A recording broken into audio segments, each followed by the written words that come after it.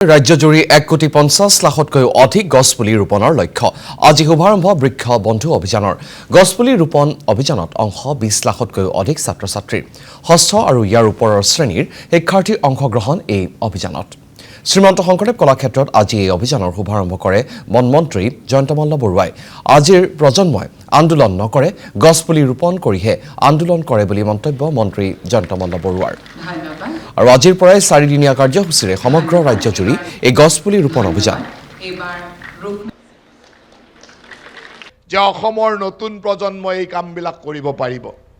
আমাৰ অসমৰ প্ৰজন্মক এটা সময়ত এনেকুৱা এটা ধাৰাৰ মাজেৰে লৈ যোৱা হৈছিল যে আমিও তাক লৈ শংকিত হৈছিলোঁ যে আমাৰ নতুন প্ৰজন্ম সঠিক দিশত যাবনে নাই। অসমত এটা সময়ত আন্দোলন, ধৰ্ণা ইত্যাদিয়ে নতুন প্ৰজন্মক বহুত ক্ষতি কৰিছে। আমি তাৰ ভুক্তভোগী।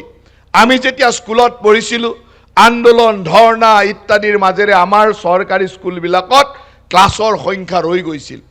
কিন্তু আজি সেই পৰিৱৰ্তন আৰম্ভ হৈছে।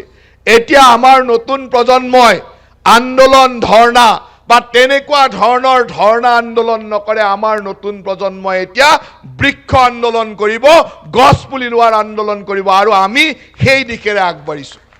অসমৰ ল'ৰা ছোৱালীয়ে এতিয়া 20 লাখ ল'ৰা ছোৱালীয়ে 1.5 কোটি গছ ৰুই অমৃত বৃক্ষ আন্দোলন কৰিব, আৰু সেই দিনলৈ আমি আগবাঢ়িছোঁ যে অসম ভাৰতবৰ্ষৰ 5খন শ্ৰেষ্ঠ ৰাজ্যৰ ভিতৰত হ'ব লাগিব। কোনে কৰিব? চৰকাৰে কৰিব নোৱাৰে।